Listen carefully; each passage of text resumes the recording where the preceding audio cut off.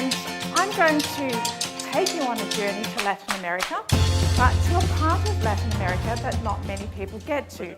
So I'm going to stretch your imagination immediately. I want you to see if you can work out where we're going. So we're going all the way around the other side of the world to the largest city in the Western Hemisphere, and this is a city with 21 million people. Imagine that. That's the size of Australia, the population of Australia, all in one city. 16 million of those people live on below $1 a day. So this is a very poor city. They have a huge problem with overpopulation. They have a huge problem with pollution. Can anyone guess where we are?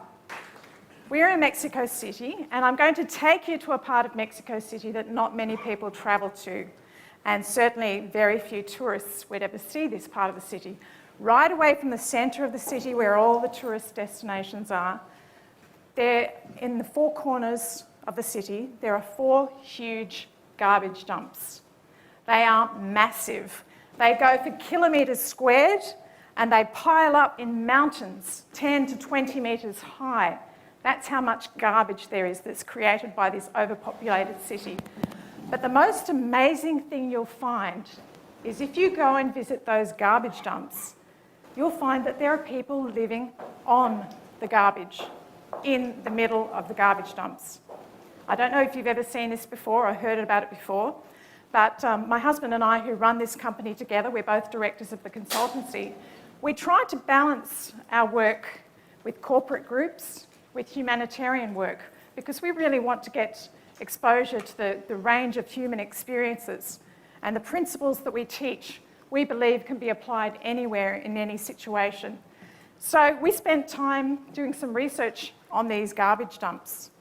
And when you go into them, you'll find that there's not just individual people living there, there's whole villages of people. So as you walk in, there's streets that are cleared. Now, obviously, these streets are not for cars. These people can't afford cars. But what they do have is they have carts that they collect all the rubbish in, cart around, and sell it. That's how they make their living. And as you walk down the streets, you'll notice that there are houses. And these houses are built out of discarded bits of tin and wood. Somebody else's rubbish has been made into somebody's home. And these houses have gardens. And these gardens are made out of bits of tin, bits of wood, old rubber tyres that have been cut up, old tins that have plants planted in them, a symbol of hope, a symbol of something, a positive future from nothing. And you can be invited inside one of those houses, and you'll see there are pictures in the wall. So again, somebody else's rubbish has been made into something beautiful. And these people are some of the most generous people you will ever meet. They'll offer you a bottle of Coca-Cola, a cake, when you know that that's their whole day's earnings. And they'll be willing to give it to you because they have such a generous spirit. And on these rubbish dumps, what was most amazing is there were whole families and there were children growing up in this environment. Now, many of us would feel that this is quite heartening, discouraging, but in a sense, it was quite encouraging to see how the children were dealing with it. Many of these children had to collect the rubbish, sell the rubbish to contribute to their family income. So it was a huge responsibility. But at the end of the day, they would play like any children anywhere around the world. And they would play with other children's bits of discarded toys. So they weren't taken down to the toy shop and given a brand new toy to play with. They had to make their own. And they were incredibly ingenious. So you could see them with old wheels pinned onto sticks. They'd push the wheels down the street. But I think one of the most inspiring images that I have from when I was on those garbage dumps in Mexico is of the children who had made kites out of old garbage bags and sticks. And I can picture it very clearly in my mind. that there were children on top of 10, 20 metres mountains of rubbish flying these kites or running down the streets, feeling positive, feeling happy, feeling enthusiastic. They'd made something from nothing, and they were able to enjoy life. They were able to make the most out of life. And I remember one particular boy who followed us around as we toured the garbage dump, and we interviewed him along with a whole lot of other children. And we said to him, Pablo, you know, what do you want to be when you grow up? You know what he said? He said, I want to be a fireman. And here's us thinking, what? Where did you get that concept from? All he can see is garbage. All he knows is garbage and collecting garbage. But like any other child, he has dreams, he has hopes, he has beliefs. And that image, I think, reflects very nicely what these children had. They had optimism. They had an incredible optimism. And they had a second thing. They had a creative ability, a creativity that enabled them to try to reach their dreams, that kept them living positive lives. All right, contrast that with another situation. I'm bringing you back around to Asia, to this part of the world, and we're coming to Bali. Anyone been to Bali? Okay. I don't know if you've been to Bali recently, but there are a lot of very exclusive, luxurious villas in Bali now. And on the beach in Canggu, there is one particularly huge, luxurious 5-star villa that is about the size of a hotel, but it is just a villa. And we met there with a Hollywood A-list actor and his girlfriend. They had rented that villa for a month. So imagine renting a 5-star hotel for a month. They had their own private chef come and cook for them. They had their own personal tennis coach teach them how to play tennis. They had a yoga instructor every morning. They had a dance troupe of 30 people come and perform just for the two of them. These guys had everything. But in contrast to the kids on the rubbish dump, I felt these people were really impoverished in spirit, because this man had lost his family because of his fame, because of his fortune. He'd lost his family. He was without his kids. He was trying to surround himself with stimulation because he wanted to write a movie, but he was in a creative slump. His career was in a slump. He felt like he was going nowhere. And this is one of the most depressed people I have ever met in my life. He had lost that optimism, and he had lost that creativity, that creative ability to help himself to get out of that depressed slump and to help himself to reach his goals. Isn't that interesting? Think about it. People who've got nothing, and it's, you know, I sort of still feel emotional when I think about it. People who appear to have nothing, and yet they've got everything in spirit. People who have everything, and yet sometimes it's as though they have nothing.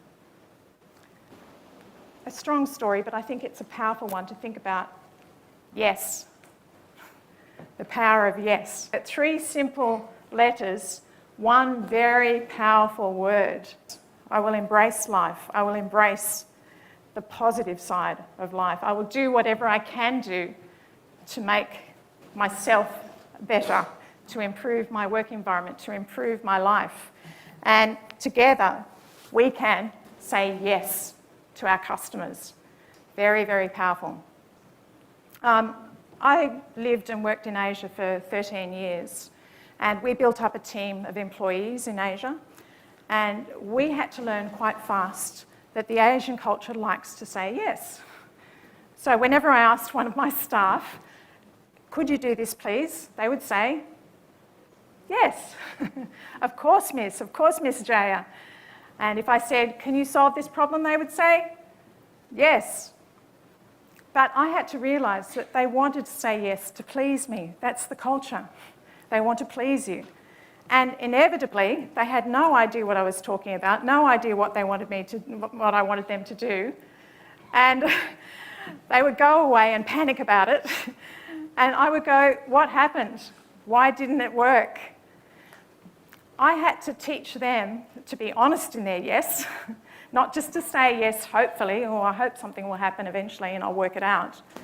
But I had to teach them how to be honest in their yes, still to be able to say yes, but also to be able to back that up with a bit of creative thinking. So my staff, over a period, it's been 17 years now that I've had some of these staff, have learnt how to solve problems and how to come to me with solutions. And that's a lot of what yes is about. It's this optimism, but it's got to be backed up with creative thinking. It's the creative thinking that's going to keep you matching that restless optimism, keep you working towards those goals. But creative thinking is an essential life skill. As I've said, it's the only way we can invent our future, we can create our future. It's an essential life skill. It's so important that people who are creative, so all of you who put your hands up can be proud of this, have better relationships, have better sex. Now, there's a couple of people enjoying that, yeah. That's me. They are more flexible in their thinking. They can solve problems better. They stay in their jobs longer because they're more willing to push through the challenges. They achieve more highly. People who think creatively do really well in life, and they're able to get through the ups and downs of life. It's an essential life skill. And in organisations today, it's an essential work skill. You can't survive, you can't beat the competition if you can't think creatively, if you can't get ahead of the pack, if you can't innovate, come up with new ideas faster. It's an essential skill. And the good news is that 85% of our creativity is learnt. So we're not born with it. You're not, some of us might have a bit more of an ability to think creatively, and we might be exposed to creative environments as we're growing up. But 85% of creativity is learnt. And it's really interesting to find out how the brain works when you're thinking creatively. When you're not thinking creatively, you tend to develop channels or neurons that become like highways. So all of your thoughts are travelling down the same paths, and those paths are growing bigger and bigger and stronger. Meanwhile, there's all these other neuron pathways that are being ignored, all these other possibilities and opportunities. And if you don't use those other channels, they atrophy. They actually physically die off. So you're left with one way of thinking, a one-way highway, your way. And that's something that keeps you inside the box. So it is important. But let's think about what happens when creative thinking is killed. I talked about pressure. When you're under constant stress, the brain cells in your brain actually die off. And there are neurons, as I said before, which can atrophy. And when corticosteroids are released, which are the steroids that are released under pressure, under stress, that actually affects the striatum, which is responsible for flexibility. So it makes us more rigid and makes us return back to our standard ways of doing things. It affects the hippocampus, and where cells should be replaced in the hippocampus for memory, they stop being replaced. And so we can't draw on those memories, which is important for creative thinking. And if you've heard of the expression fight or flight, our brains go into that sort of survival mode where we can't think creatively. So we need to think about how we're going to create for ourselves an environment that will enable us to relax, be in that blue zone. That's a safe environment, that's a comfortable environment. And how we can do that for other people. So we can counteract fear with courage. Be courageous. Don't be afraid to step out and do things differently. We can counteract it with independence. Don't be stuck in the pressure. Be independent. Work out how you're going to deal with your pressures. Manage your time better. Manage your energy better. Be in charge of the things that you do. Passion Enjoy what you do, love what you do, see the value in what you do. Don't become apathetic, it kills creative thinking. Flexibility, don't become narrow-minded.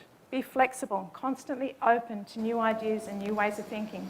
Even if you've done it before, still say, okay, maybe we can try that again, maybe we can try it a different way. And positivity, that restless optimism. Be determined to strive harder, to reach higher, and to keep trying even when you have setbacks, because there will be setbacks in creative thinking.